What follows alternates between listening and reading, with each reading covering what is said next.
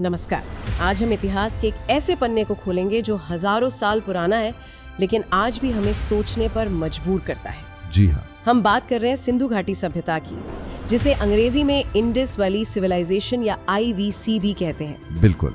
हमारे पास इस विषय पर काफी जानकारी है, जिसे हम समझने की कोशिश करेंगे। हमारा मकसद है इस प्राचीन सभ्यता की कहानी को आसान शब्दों में समझें, खासकर उनके लिए जो इतिहास में अभी नए हैं। हाँ, ये जरूरी है। ये दुनिया की सबसे पुरानी शहरी सभ्यताओं मतलब अर्बन सिविलाइजेशंस में से एक थी। बिल्कुल, मिस्र और मेसोपोटामिया के साथ। और इसकी खोज वो अपने आप में एक कहानी है। इसने भारत के अतीत को देखने का नजरिया ही बदल दिया। हाँ, खासकर वो जो औपनिवेशिक सोच थी, कॉलोनियल थिंकिंग, कि सभ्यता सिर्फ पश्चिम वेस्ट से ही आई। सही कहा, उसको तो सीधी चुनौती मिली इससे। बिल्कुल। सोचिए, एक ऐसी दुनिया जहां शहर इतने व्यवस्थित थे कि आज भी मिसाल हैं, लेकिन उनकी लिखी हुई भाषा, उनकी स्क्रिप्ट, वो हमारे लिए आज भी एक पहेली है। बहुत बड़ी पहेली। और वो अचानक गायब कैसे हो गए, ये भी एक अनसुलझा रहस्य है। तो चलिए इस रहस्य और रोमांच से भरे सफर पर निकलते हैं। जरूर। कहाँ से शुरू हुई इसकी कहानी, मतलब पता कैसे चला इनके बारे में? देखिए, इसकी कहानी 19वीं सदी में शुरू होती है, जब अंग्रेज अफसर और पुरातत्वविद, आर्कियोलॉजिस्ट जिन्हें कहते हैं, वो भारत के पुराने टीलों और खंडरों में दिलचस्पी लेने लगे। अच्छा। अलेक्जेंडर कनिंघम जैसे लोग थे, उन्होंने शुरुआत की।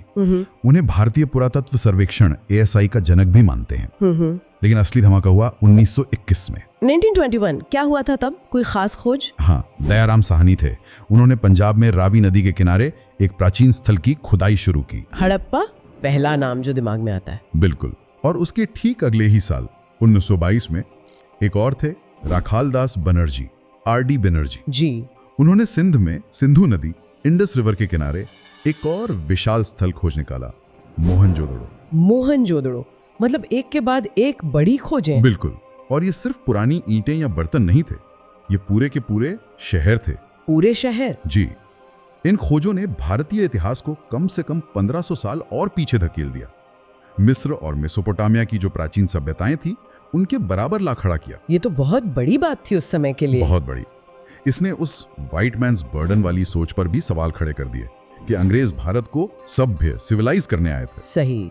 जॉन मार्शल, जो उस समय ASI के प्रमुख थे, उन्होंने ही इसे सिंधु घाटी सभ्यता नाम दिया। अच्छा, तो ये नाम जॉन मार्शल ने दिया? जी हाँ। और क्योंकि हड़प्पा पहला स्थल था, इसलिए इसे हड़प्पा सभ्यता, हड़प्पन सिविलाइजेशन भी कहते हैं। ये दोनों नाम इस्तेमाल होते हैं? हाँ, दोनों चलते हैं। और क्या ये लोग दुनिया से कटे हुए थे या दूसरों से भी कोई संपर्क, कोई ट्रेड वगैरह था? नहीं, संपर्क जरूर था। ये बड़े व्यापारी भी थे। मेसोपोटामिया, जो आज का इराक है, वहाँ के पुराने लेखों में मेलुहा नाम की एक जगह का जिक्र मिलता है। मेलुहा? हाँ, मेलुहा, जहाँ से वे व्यापार करते थे। ज्यादातर विद्वान मानते हैं कि मेलुहा शायद सिंधु सभ्यता का ही नाम था। अच्छा, तो ये सबूत है उनके व्यापार का? हाँ, ये उनके बीच समुद्री व्यापार का पक्का सबूत माना जाता है। कमाल है। तो ये सभ्यता किस जमाने की है, मतलब टाइमलाइन क्या है इसका, कब फली फूली है? मोटे तौर पर इसका सबसे विकसित दौर, जिसे हम मैच्योर फेज कहते हैं, मैच्योर फेज, हाँ, वो 2600 ईसा पूर्व से 1900 ईसा पूर्व के बीच माना जाता है। 2600 से 1900 ईसा पूर्व, BCE, मतलब बिफोर कॉमन एरा। बिल्कुल, ईसा मसीह के जन्म से पहले का समय। ये कांस्य युगीन सभ्यता थी, ब्रॉन्ज एज। अच्छा, ब्रॉन्ज एज मतलब कांसे का इस्तेमाल करते थे? हाँ, ये लोग पत्थर के साथ साथ कांसे का इस्तेमाल करना सीख गए थे। कांसा बनता है तांबे और टिन को मिलाकर। ठीक है। और इसे आद्य ऐतिहासिक मतलब प्रोटो हिस्टोरिक भी कहते हैं। इसका क्या मतलब है? Proto historic? हाँ, इसका मतलब है इतिहास का वो दौर जहां लिखने की कला मतलब स्क्रिप्ट तो मौजूद थी। अच्छा, लिखाई थी? हाँ, लिखाई थी, पर उसे हम आज तक पढ़ नहीं पाए हैं, डिकोड नहीं कर पाए। ओहो, तो लिपि है पर पढ़ी नहीं जा सकी। बिल्कुल, वो हमारे लिए आज भी एक रहस्य है। इतिहासकार इसे समझने के लिए 4 मुख्य चरणों, फेजेस में बांटते हैं। 4 चरण कौन कौन से? पहला, पूर्व हड़प्पा, प्री हड़प्पन। ये 3300 BCE से भी पहले का दौर है, जब धीरे धीरे बस्तियां बसनी शुरू हुई, खेती शुरू हुई। ठीक है। फिर आता है प्रारंभिक हड़प्पा, अर्ली हड़प्पन। ये करीब 3300 से 2600 BCE तक। इसमें गांव बड़े हुए, कस्बे बने। उसके बाद सबसे महत्वपूर्ण विकसित हड़प्पा, मैच्योर हड़प्पन। ये 2600 से 1900 BC, जब बड़े शहर बने, व्यापार खूब बढ़ा। ये सभ्यता का चरम काल, पीक पीरियड था। यही मुख्य दौर था। हाँ, और आखिर में आता है उत्तर हड़प्पा, लेट हड़प्पन। ये 1900 से 1300 BC, जब धीरे धीरे पतन, डिक्लाइन शुरू हुआ। अच्छा, तो ये पूरा एक लंबा सफर था। बहुत लंबा। और ये फैली कहाँ तक थी? क्या सिर्फ सिंधु नदी के आसपास ही थी ये सभ्यता? नहीं नहीं, सिर्फ सिंधु नदी तक ही सीमित नहीं थी, इसका फैलाव बहुत बड़ा था। आज का जो पाकिस्तान है वहां सिंध, बलूचिस्तान, पंजाब जी, और भारत में देखें तो पंजाब, हरियाणा, राजस्थान, गुजरात और पश्चिमी उत्तर प्रदेश तक। पश्चिमी उत्तर प्रदेश तक। सोचिए कितना विशाल क्षेत्र था। हाँ, बहुत बड़ा इलाका था। मिस्र और मेसोपोटामिया की सभ्यताओं से भी बड़ा क्षेत्र था इसका। कोई सीमाएं थी इसकी? मतलब कहाँ तक इसके निशान मिलते हैं? उत्तरी दक्षिणी बिंदु? हाँ, कुछ सीमा स्थल बाउंड्री साइड्स माने जाते हैं, जैसे उत्तर में जम्मू कश्मीर में मांडा, दक्षिण में महाराष्ट्र में दैमाबाद महाराष्ट्र में। हाँ, पूर्व में उत्तर प्रदेश में आलमगीरपुर और पश्चिम में पाकिस्तान ईरान सीमा पर सूत का गेंडोर। तो ये चारों दिशाओं में फैली थी। बिल्कुल, यहाँ तक कि अफगानिस्तान में शर्तुगाई नाम की जगह पर भी एक बस्ती मिली है। अफगानिस्तान में भी? हाँ, शायद वो व्यापार के लिए एक चौकी थी, ट्रेडिंग पोस्ट, खासकर लाजवर्द मणि, लैपिस लजूली जैसे कीमती पत्थर के लिए। लाजवर्द मणि। हाँ। अच्छा, इतना बड़ा इलाका, और इन सब में क्या कोई चीज कॉमन थी? मतलब कुछ ऐसा जो हर जगह मिलता हो? हाँ, और वही सभ्यता की सबसे हैरान करने वाली बात है, उनका नगर नियोजन, टाउन प्लानिंग। ऐसा लगता है जैसे किसी ने बाकायदा प्लानिंग करके ये शहर बसाए हों, बहुत व्यवस्थित। अच्छा, किस तरह की प्लानिंग थी ये? ज्यादातर शहर एक ग्रिड पैटर्न पर बसे थे। ग्रिड पैटर्न मतलब जाल जैसा। हाँ, मतलब सड़कें एकदम सीधी होती थी और एक दूसरे को समकोण पर, राइट एंगल्स पर काटती थी, जैसे आज के चंडीगढ़ में देखते हैं या किसी आधुनिक सेक्टर में। ओहो, आज की तरह। हाँ, शहर साफ सुथरे और व्यवस्थित दिखते थे। और शहरों के अंदर का स्ट्रक्चर कैसा था? घर वगैरह कैसे थे? बड़े शहरों में अक्सर दो हिस्से दिखाई देते हैं। पश्चिम में एक ऊंचा टीला होता था जिसे गढ़ या सिटाडेल कहते हैं। सिटाडेल। हाँ, ये शायद किले जैसा रहा होगा।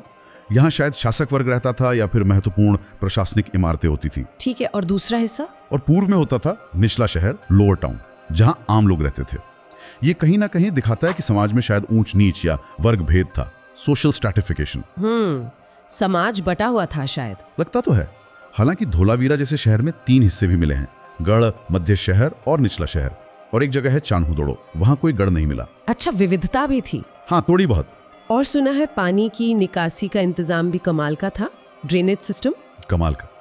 ये तो उनकी इंजीनियरिंग का बेहतरीन नमूना है। आप सोचिए, लगभग हर घर से पानी निकालने के लिए नाली होती थी। हर घर से? हाँ, और वो घर की नाली सड़क के नीचे बनी मुख्य नाली से जुड़ती थी। और सबसे बड़ी बात, ये नालियां ढकी हुई होती थी। ढकी हुई नालियां हजारों साल पहले? जी हाँ, सोचिए आज भी हमारे शहरों में खुली नालियां दिख जाती हैं, पर उन्होंने ढकी नालियों का इंतजाम किया था। ये नालियां पकी हुई ईंटों, बेक्ड ब्रिक्स से बनी थी। पक्की ईंटों से? और उन ईंटों का आकार भी लगभग एक जैसा होता था, स्टैंडर्डाइज्ड ब्रिक्स, मानकीकृत ईंटें। हाँ, नालियों में थोड़ी थोड़ी दूरी पर गड्ढे भी होते थे, शायद सफाई के लिए, मैनहोल जैसे, सोक पिट्स भी कहते हैं। सोक पिट्स? ये वाकई उस जमाने के हिसाब से बहुत उन्नत, बहुत एडवांस था। ये तो सच में अद्भुत है। स्वच्छता का कितना ध्यान रखते थे वो लोग। बिल्कुल। अब कुछ खास शहरों और वहां मिली चीजों की बात करते हैं। हड़प्पा और मोहनजोदड़ो की खोज से शुरुआत हुई थी, वहां क्या खास मिला? हड़प्पा में, जैसा मैंने कहा, बड़े बड़े अन्न भंडार मिले हैं, ग्रेनरीज, जहां शायद अनाज इकट्ठा किया जाता था टैक्स के रूप में या भविष्य के लिए। अच्छा, ग्रेनरीज। साथ ही मजदूरों के रहने के क्वार्टर जैसे छोटे छोटे कमरों की कतारें भी मिली हैं। और एक अनोखी चीज मिली है वहां, एक ताबूत में दफनाया गया शव, कॉफिन बेरियल। ये और कहीं नहीं मिला, सिर्फ हड़प्पा में था वो। हाँ, अभी तक तो वही मिला है। और मोहनजोदड़ो, जिसका मतलब है मृतकों का टीला, माउंड ऑफ द डेड, वो तो चमत्कारों से भरा है। जैसे कि क्या मिला है मोहनजोदड़ो में? सबसे प्रसिद्ध है वहाँ का विशाल स्नानागार, ग्रेट बाथ। हाँ, तस्वीरें देखिए। ये एक बड़ा सा पक्का तालाब है, उसमें उतरने के लिए दोनों तरफ सीढ़ियां हैं और पानी लीक ना हो इसके लिए बिटुमेन वगैरह का इस्तेमाल किया गया था, वाटरप्रूफिंग। कमाल है। किस काम आता होगा ये? ठीक से तो नहीं पता, पर शायद ये किसी धार्मिक स्नान या किसी खास सार्वजनिक मौके के लिए इस्तेमाल होता था। हो सकता है। और वो कांसे की नर्तकी? हाँ, वहीं से मिली है वो प्रसिद्ध कांसे की मूर्ति, नर्तकी, ब्रॉन्ज डांसिंग गर्ल। छोटी सी है, मुश्किल से 4 इंच की, पर उसकी अदा, उसका आत्मविश्वास देखने लायक है। हाँ, वो मूर्ति तो बहुत फेमस है। और वो पुजारी राजा, प्रीस्ट किंग वाली मूर्ति? वो भी मोहनजोदड़ो से ही मिली है। दाढ़ी वाले व्यक्ति की पत्थर की मूर्ति है, माथे पर पट्टी बंदी है और एक शॉल ओढ़े हुए हैं जिस पर तिपतिया डिजाइन है। पुजारी राजा मतलब वो कोई शासक था? कहते हैं, पर पक्का नहीं। यहीं से एक और खास चीज मिली है, एक मुहर, सील, जिस पर योगी की मुद्रा में बैठे एक देवता हैं जिन्हें पशुपति कहा जाता है। पशुपति सील। पशुपति शिव का रूप? कुछ विद्वान ऐसा मानते हैं। प्रोटो शिवा, और यहीं से बुने हुए सूती कपड़े का एक टुकड़ा भी मिला है। यह कपास की खेती का पक्का सबूत है। Mohenjodaro UNESCO world heritage site भी है। अच्छा, विश्व धरोहर स्थल गुजरात में लोथल का भी बहुत नाम सुना है, वो क्यों खास है? लोथल एक बहुत महत्वपूर्ण बंदरगाह शहर था, पोर्ट सिटी। वो भोगवा नदी के किनारे था, समुद्र से जुड़ा हुआ। पोर्ट सिटी मतलब व्यापार होता था वहां से? बिल्कुल। वहां खुदाई में एक बड़ा सा आयताकार रेक्टेंगुलर ढांचा मिला है, ईंटों का बना हुआ, जिसे जहाजों के रुकने की जगह या गोदीबाड़ा डॉकयार्ड माना जाता है। डॉकयार्ड? हाँ, जहाजों के लिए। हाँ, ये उनके समुद्री व्यापार का बहुत बड़ा सबूत है।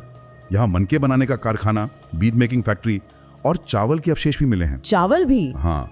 मैंने सोचा गेहूं और जौ ही मुख्य थे। मुख्य वही थे, पर लोथल और रंगपुर जैसी जगहों से चावल के भी सबूत मिले हैं। शायद गुजरात में उगाते होंगे। ठीक है। हाँ। और धौलावीरा, उसका भी जिक्र होता है। धौलावीरा ये गुजरात के कच्छ के रण में है और ये अपनी बेहतरीन जल प्रबंधन प्रणाली, वाटर मैनेजमेंट सिस्टम के लिए जाना जाता है। पानी का इंतजाम? बिल्कुल। कैसे? वहाँ शहर के चारों ओर और अंदर भी बड़े बड़े जलाशय, रिजर्वॉयर्स मिले हैं, जिनमें शायद बारिश का पानी इकट्ठा किया जाता था।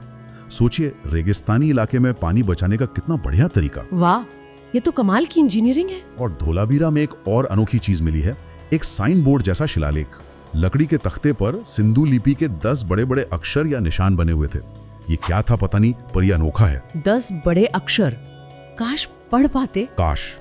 राजस्थान में कालीबंगा का क्या महत्व है? कालीबंगा, जिसका मतलब है काली चूड़ियां, वहां से दुनिया का सबसे पुराना जुता हुआ खेत का सबूत मिला है। Ploughed field? जुता हुआ खेत मतलब हल से जुताई? हाँ, खेत में हल से बनी हुई आड़ी तिरछी रेखाएं मिली हैं और एक ही कतार में कई अग्निकुंड, फायर ऑल्टर्स मिले हैं, जो शायद किसी धार्मिक अनुष्ठान के लिए थे।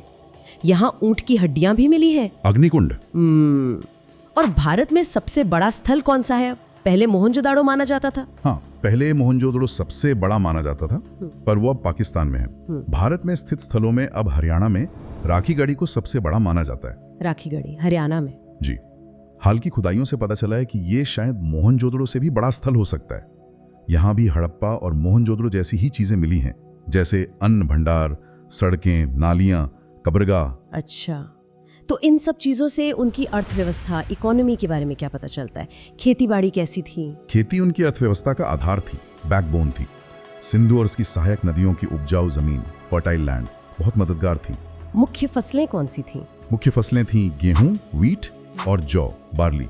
लगभग हर जगह इनके सबूत मिले हैं। और चावल का आपने बताया लोथल में मिला? हाँ, लोथल और रंगपुर से चावल, राइस के भी सबूत मिले हैं। इसके अलावा मटर, तिल, सरसों भी उगाते थे।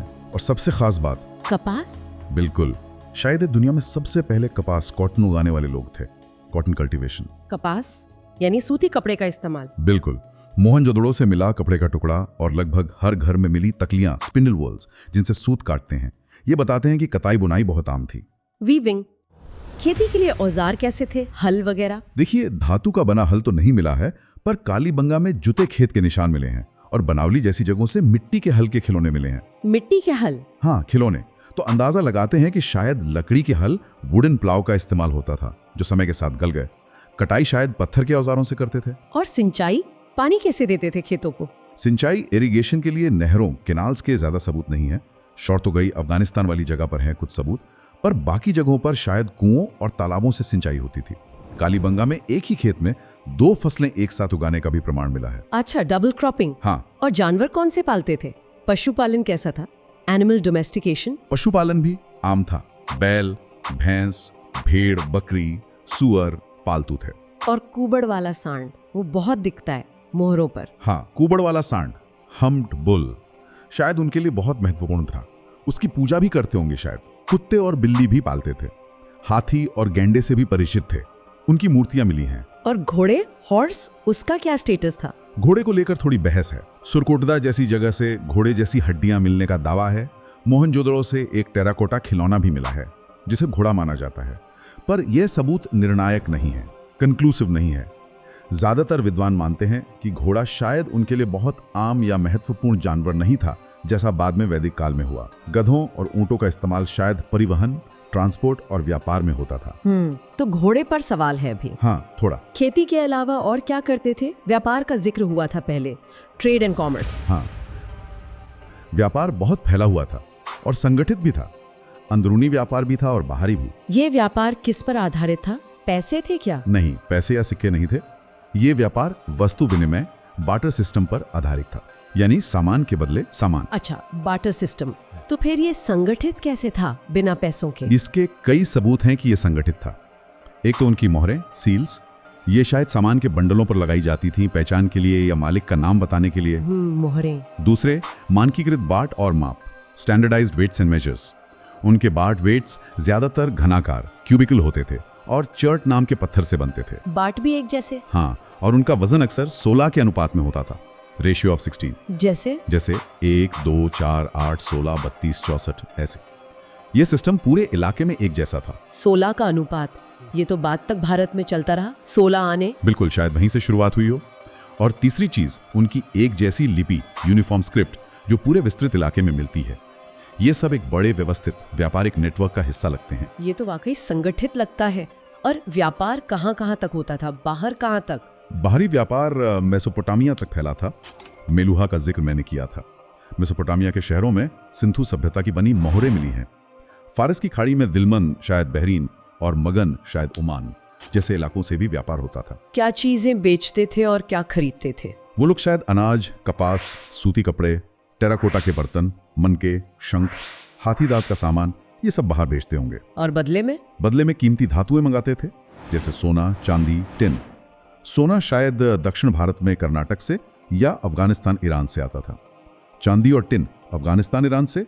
तांबा राजस्थान की खेतड़ी खानों से या बलूचिस्तान, ओमान से आता था। और कीमती पत्थर जैसे लाजवर्द मणि, लैपिस लाजुली, वो अफगानिस्तान से आता था। फिरोजा, टर्क्वाइज भी मंगाते थे। कार्नेलियन पत्थर गुजरात में लोथल से मिलता था। तो काफी चीजों का लेन देन था। हाँ। शिल्प कला, क्राफ्ट्स वगैरह कैसे थे? शिल्प में विशेषज्ञता थी, स्पेशलाइजेशन। जैसे मैंने बताया, चानूदड़ो और लोथल मनके बनाने के लिए जाने जाते थे। बालाकोट और नागेश्वर जैसी जगहें शंख की वस्तुएं बनाने के लिए मशहूर थीं। धातु का काम भी जानते थे, तांबा, कांसा, सोना, चांदी। मिट्टी के बर्तन बनाने में माहिर थे। कला, आर्ट के नमूने कैसे मिले हैं? क्या क्या बनाया उन्होंने? और कला के कई रूप मिलते हैं। पत्थर की मूर्तियां हैं, हालांकि ज्यादा नहीं मिली हैं। जैसे हड़प्पा से मिला लाल बलुआ पत्थर का पुरुष धाड़ा, टॉर्सो, बहुत स्वाभाविक बना है। और मोहनजोदड़ो की पुजारी राजा की मूर्ति। और कांसे की? कांसे की ढलाई, ब्रॉन्ज कास्टिंग में वे माहिर थे। इसके लिए लॉस्ट वैक्स तकनीक का इस्तेमाल करते थे। Lost wax technique. Lost wax ये क्या होती है? इसमें पहले मोम का मॉडल बनाते हैं, फिर उस पर मिट्टी का लेप चढ़ाकर सुखाते हैं, फिर गर्म करने पर मोम पिघलकर बह जाता है और खोखला सांचा बन जाता है। उसी में पिघला हुआ कांसा भर देते हैं। ठंडा होने पर मिट्टी तोड़कर मूर्ति निकाल लेते हैं। ओहो, काफी जटिल प्रक्रिया है। हाँ, इसका सबसे अच्छा उदाहरण है मोहनजोदड़ो की नर्तकी, डांसिंग गर्ल। और कांसे के बैल वगैरह की मूर्तियां भी मिली हैं। और मिट्टी की चीजें? टेराकोटा? पक्की मिट्टी यानी टेराकोटा की चीजें तो बहुत मिली हैं। इनमें सबसे ज्यादा हैं नारी मूर्तियां, जिन्हें मातृ देवी, मदर गॉडेस माना जाता है। हालांकि ये पत्थर या कांसे की मूर्तियों जितनी बारीक और कलात्मक नहीं है, थोड़ी रूखी हैं। मातृ देवी, इनकी पूजा होती थी क्या? लगता तो यही है। इनके अलावा बच्चों के खेलने के लिए मिट्टी के खिलौने खूब मिले हैं। छोटी छोटी गाड़ियां, जानवर, पक्षी, सीटियां, पासे। लगता है बच्चों का ध्यान रखते थे। ये तो अच्छी बात है। मिट्टी के बर्तन कैसे थे? पॉटरी? मिट्टी के बर्तन चाक पर बनते थे, व्हील मेड पॉटरी। ज्यादातर लाल या गुलाबी रंग के होते थे, जिन पर काले रंग से डिजाइन बने होते थे। इसे रेड एंड ब्लैक वेयर कहते हैं। कैसे डिजाइन? डिजाइन में ज्यामिति पैटर्न होते थे, गोले, त्रिकोण, रेखाएं, या फिर पेड़ पौधों की पत्तियां जैसे पीपल की पत्ती। पशु पक्षी भी बने मिलते हैं। और वो मोहरे, सील्स, वो भी तो कला का नमूना है। बिल्कुल, वो उनकी कला का सबसे विशिष्ट नमूना है। यूनिक। ज्यादातर सेल खड़ी, स्टीयरटाइट नाम के नरम पत्थर से बनी होती थी। चौकोर या आयताकार होती थी ज्यादातर। उन पर क्या बना होता था? उन पर जानवरों की आकृतियां बहुत सुंदरता से उकेरी जाती थी। सबसे ज्यादा मिलता है एक सींग वाला जानवर, यूनिकॉर्न जैसा। पता नहीं ये कौन सा जानवर था या काल्पनिक था, ये एक रहस्य है। यूनिकॉर्न, हाँ, ये तो बहुत दिखता है। इसके अलावा कुबड़ वाला सांड, हाथी, बाघ, गैंडा, हिरण, भैंसा, ये सब भी मिलते हैं। और जानवरों के साथ में ऊपर की तरफ सिंधु लिपि के कुछ अक्षर या निशान भी होते थे। इन मुहरों का काम क्या था? ठीक से तो नहीं पता, पर अंदाजा है कि ये व्यापार में सामान के बंडलों पर ठप्पा लगाने के काम आती होंगी। मालिक की पहचान या माल की गारंटी के तौर पर, या फिर शायद लोग इन्हें ताबीज की तरह पहनते हो, एमुलेट्स। कई संभावनाएं हैं। अब उनकी धार्मिक मान्यताओं पर आते हैं। Religion and beliefs. क्या मंदिर वगैरह मिले हैं? हैरानी की बात है कि कोई स्पष्ट मंदिर जैसी इमारत नहीं मिली है। जैसे मेसोपोटामिया या मिस्र में बड़े बड़े मंदिर मिले हैं, वैसा यहाँ नहीं मिला। तो फिर धर्म के बारे में कैसे पता चलता है? संकेतों से। जैसे मैंने बताया, टेराकोटा की नारी मूर्तियां बहुत मिली हैं। इन्हें मातृ देवी या उर्वरता की देवी, फर्टिलिटी गॉडेस माना जाता है। लगता है इनकी पूजा बहुत महत्वपूर्ण थी। और वो पशुपति वाली मोहर? हाँ, मोहनजोदड़ो की वो मोहर बहुत महत्वपूर्ण है। उस पर योगी की तरह पालथी मारकर बैठे 3 मुंह और सींग वाले एक देवता हैं। उनके चारों ओर हाथी, बाघ, गैंडा, भैंसा जैसे जानवर हैं। नीचे 2 हिरण हैं। कई विद्वान इसे शिव का आदि रूप प्रोटोशिवा या पशुपति मानते हैं, जानवरों के देवता। शिव का आदि रूप। उनकी लिपि, द स्क्रिप्ट, क्या है इसका राज? ये क्यों नहीं पढ़ी जा सकी? राज यही है कि हम इसे पढ़ नहीं पाए हैं। उनके पास लिखने का तरीका था, राइटिंग सिस्टम था, ये पक्का है। मोहरों पर, बर्तनों पर, तांबे की पट्टियों पर लिखावट मिली है। कैसी है ये लिपि? अक्षर है या चित्र? ये लिपि चित्रात्मक लगती है, पिक्टोग्राफिक, यानी इसमें आवाजों के लिए अक्षर नहीं है, बल्कि चीजों या विचारों के लिए छोटे छोटे चित्र या निशान, सिंबल्स बने हुए हैं। करीब 400 अलग अलग निशान पहचाने गए हैं। 400 निशान? तो ये वर्णमाला नहीं है? नहीं, ये वर्णमाला अल्फाबेट नहीं लगती। शायद हर निशान का अपना मतलब होता होगा, या वो किसी शब्द या अक्षर समूह को दर्शाता होगा। सिलैबिक या लोगो सिलैबिक हो सकती है। और ये लिखी कैसे जाती थी? Left to right? ज्यादातर विद्वान मानते हैं कि ये शायद दाएं से बाएं लिखी जाती थी, राइट टू लेफ्ट, जैसे उर्दू या अरबी लिखी जाती है। दाएं से बाएं? हाँ, कभी कभी ऐसा भी लगता है कि पहली लाइन दाएं से बाएं और अगली लाइन बाएं से दाएं लिखी जाती थी। इसे बौस्ट्रोफेडॉन शैली कहते हैं। अच्छा, तो इसे पढ़ा क्यों नहीं जा सका अब तक? क्या मुश्किल है? सबसे बड़ी मुश्किल ये है कि हमें कोई द्विभाषी लेख नहीं मिला है, बाइलिंगुअल टेक्स्ट। द्विभाषी लेख मतलब ऐसा कोई लेख जिसमें एक ही बात सिंधु लिपि के साथ साथ किसी जानी पहचानी लिपि, जैसे मेसोपोटामिया की किलाक्षर लिपि में भी लिखी हो। जैसे मिस्र की लिपि को पढ़ने में रोजेटा स्टोन से मदद मिली थी। उस पत्थर पर एक ही राजा का फरमान 3 लिपियों में लिखा था, चित्रलिपि, डेमोटिक और यूनानी पढ़ी जा सकती थी, तो बाकी दोनों को समझने में मदद मिली। अच्छा, तो सिंधु लिपि के साथ ऐसा कुछ नहीं मिला? नहीं, ऐसा कुछ नहीं मिला। दूसरी मुश्किल यह है कि जो लेख मिले हैं वो बहुत छोटे हैं। आमतौर पर मोहरों पर 4-5 निशान ही होते हैं। सबसे लंबा लेख शायद 26 निशानों का है। कोई लंबी कहानी, राजा का फरमान या धार्मिक ग्रंथ जैसा कुछ नहीं मिला है। इतने छोटे लेखों से भाषा समझना मुश्किल है। हाँ, भाषा का स्ट्रक्चर, व्याकरण समझना बहुत मुश्किल है। इसलिए ये आज भी दुनिया भर के विद्वानों के लिए एक बड़ी चुनौती बनी हुई है, एक अनसुलझी पहेली।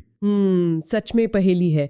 और आखिर में वो सवाल जो सबको परेशान करता है, इतनी महान, इतनी विकसित सभ्यता का अंत कैसे हो गया? डिक्लाइन कैसे हुआ? ये शहर वीरान क्यों हो गए? ये भी एक बड़ा रहस्य है और इस पर बहुत बहस होती है। कोई एक जवाब नहीं है। लगभग 1900 ईसा पूर्व के आसपास ये सभ्यता धीरे धीरे खत्म होने लगी। धीरे धीरे? अचानक नहीं? नहीं, ज्यादातर सबूत यही बताते हैं कि ये एक धीमी प्रक्रिया थी, ग्रेजुअल प्रोसेस थी, जो शायद कुछ 100 सालों तक चली। बड़े शहर उजड़ने लगे, उनकी आबादी कम हो गई, व्यापार कम हो गया, लिखावट का इस्तेमाल बंद हो गया, बाट माप जैसी मानकीकृत चीजें गायब होने लगी, शहरी जीवन खत्म होने लगा। पर हुआ क्यों ये सब? क्या कारण थे? कोई एक कारण सर्वमान्य नहीं है। कई सिद्धांत हैं, थ्योरीज हैं, और शायद कई कारण मिलकर जिम्मेदार थे। जैसे? एक थ्योरी आर्यों के आक्रमण की थी, आर्यन इन्वेजन। हाँ, ये थ्योरी पहले काफी लोकप्रिय थी। मॉर्टिमर व्हीलर जैसे विद्वानों ने इसे बढ़ावा दिया था। उन्होंने मोहनजोदड़ो में मिले कुछ कंकालों को आक्रमण का सबूत माना था।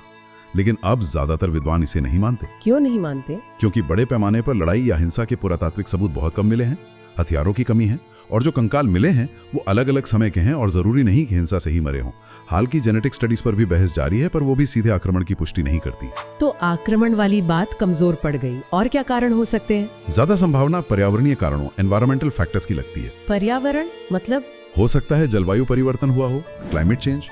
शायद मानसून का पैटर्न बदला हो, बारिश कम हो गई हो, इससे खेती मुश्किल हो गई होगी। घग्गर हाखरा नदी, जिसे कुछ लोग प्राचीन सरस्वती नदी मानते हैं, वो शायद सूख गई। ये नदी घाटी तो सभ्यता का एक मुख्य केंद्र थी। नदी सूख गई तो पानी की कमी हो गई होगी। बिल्कुल। इसके अलावा वनों की कटाई, डिफॉरेस्टेशन भी एक कारण हो सकता है। ईंटें पकाने और बाकी कामों के लिए उन्होंने काफी लकड़ी इस्तेमाल की होगी। इससे जमीन का कटाव और शायद बाढ़ का खतरा बढ़ा होगा। जमीन में नमक बढ़ने, सैलिनिटी की समस्या भी हो सकती है। और बाढ़, फ्लड्स। हाँ, मोहनजोदड़ो जैसे शहरों में बाढ़ आने के निशान मिले हैं। बार बार आने वाली बाढ़ ने भी शहरों को नुकसान पहुंचाया होगा। नदियों का रास्ता बदलना, रिवर कोर्स चेंजेस, ये भी एक संभावना है। सिंधु, सतलज, यमुना जैसी नदियों ने अपना रास्ता बदला हो, जिससे कुछ इलाके सूखे रह गए और कुछ में बाढ़ आ गई। भूकंप, earthquakes। हाँ, धोलावीरा और कालीबंगा जैसी जगहों पर भूकंप के पुरातात्विक साक्ष्य मिले हैं। ये पूरा क्षेत्र टेक्टोनिक रूप से सक्रिय, टेक्टोनिकली एक्टिव रहा है। बड़े भूकंपों ने भी तबाही मचाई होगी। और व्यापार का पतन, ट्रेड कोलैप्स। ये भी एक कारण हो सकता है। मेसोपोटामिया में जब राजनीतिक अस्थिरता आई तो शायद सिंधु सभ्यता का व्यापारिक नेटवर्क टूट गया। इससे उनकी अर्थव्यवस्था पर बुरा असर पड़ा होगा। तो मतलब कोई एक विलन नहीं है? नहीं, ज्यादातर यही माना जाता है कि पतन किसी एक घटना से नहीं बल्कि धीरे धीरे हुआ और इसके पीछे कई कारण मिलकर काम कर रहे थे। जलवायु परिवर्तन, नदियों का सूखना या रास्ता बदलना, बाढ़, भूकंप, शायद व्यापार में गिरावट, संसाधनों का जरूरत से ज्यादा इस्तेमाल, हो सकता है कोई महामारी भी, एपिडेमिक भी फैली हो। अलग अलग इलाकों में अलग अलग कारण रहे होंगे। हाँ, शायद। जो भी हुआ, नतीजा ये हुआ कि बड़े शहर खत्म हो गए, शहरी जीवन खत्म हो गया और लोग वापस छोटे गांव और बस्तियों की तरफ लौट गए। इससे बाद की ग्रामीण संस्कृतियों का उदय हुआ, जैसे जोरवे संस्कृति, आहार संस्कृति वगैरह। एक तरह से सभ्यता का शहरी चरण खत्म हो गया। तो ये थी सिंधु घाटी सभ्यता की कहानी। कमाल के शहर बनाने वाले, दूर तक व्यापार करने वाले, एक रहस्यमयी लिपि वाले लोग जिनका अंत भी एक रहस्य ही है। भारतीय उपमहाद्वीप की पहली महान शहरी क्रांति। बिल्कुल। हमने आज उनकी योजना, उनकी कला, उनके व्यापार, उनकी मान्यताओं और उनके रहस्यों के बारे में काफी कुछ जाना। पर यह कहानी अभी पूरी नहीं हुई है। हाँ, अभी बहुत कुछ जानना बाकी है। हर नई खुदाई, हर नई खोज हमें कुछ नया बताती है और पुराने सवालों पर नए सिरे से सोचने को मजबूर करती है। ये सभ्यता आज भी इतिहासकारों और पुरातत्वविदों को प्रेरित करती है, सोचते हुए कि हमने उन शहरों, उस व्यापार और उस लिपि की बात की जिसे हम पढ़ नहीं सकते। अगर कोई एक खोज, सिर्फ एक खोज सिंधु घाटी के लोगों का सबसे बड़ा राज खोल सकती तो क्या होगी? क्या वो उनकी लिपि पढ़ने की चाबी होगी या उनके गायब होने का कोई पक्का सबूत? वो कौन सी एक चीज होगी जो उनके बारे में हमारी पूरी समझ को बिल्कुल बदल कर रख देगी? ये बहुत दिलचस्प सवाल है और शायद ये हमें याद दिलाता है कि इतिहास की गहराइयों में अभी कितने ही राज खुलने बाकी हैं और शायद सबसे बड़े जवाब अभी भविष्य के गर्भ में छुपे हैं। बिल्कुल।